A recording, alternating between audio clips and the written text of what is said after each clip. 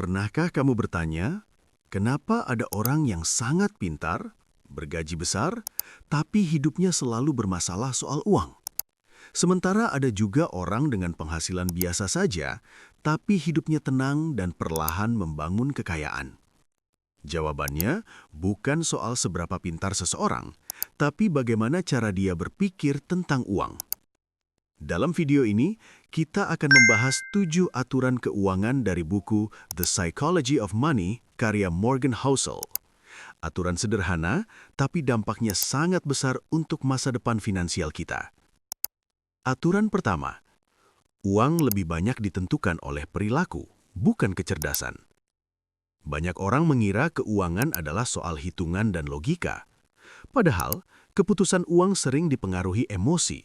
Rasa takut, serakah, dan ingin diakui sering membuat orang yang pintar justru kehilangan uang.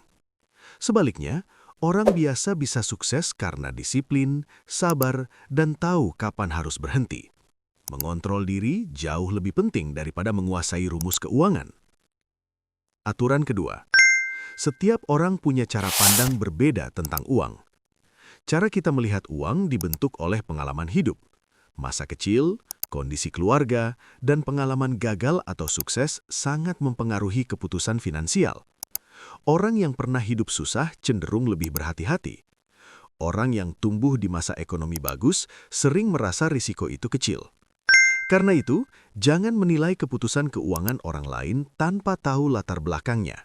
Dan jangan meniru strategi orang lain tanpa memahami kondisi diri sendiri. Aturan ketiga, tujuan uang adalah kebebasan, bukan kemewahan. Banyak orang mengejar uang untuk membeli barang mahal, padahal nilai terbesar dari uang adalah kebebasan. Kebebasan untuk memilih pekerjaan, kebebasan mengatur waktu, kebebasan untuk mengatakan tidak pada hal yang tidak kita inginkan. Orang yang benar-benar kaya adalah mereka yang punya pilihan dalam hidupnya.